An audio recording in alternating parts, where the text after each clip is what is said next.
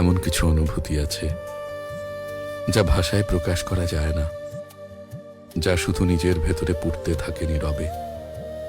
হয়তো সবাই ভাবে আমি ঠিক আছি, হাসছি, জীবন এগিয়ে নিয়ে চলছি, কিন্তু ভেতরের সেই ভার কি কেউ বুঝতে পারবে?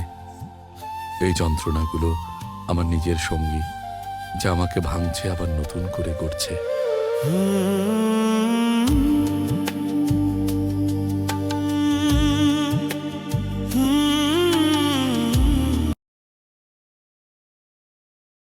যখন লোহা আবিষ্কার হলো, তখন বনের কোনো গাছ ভয় পেল না।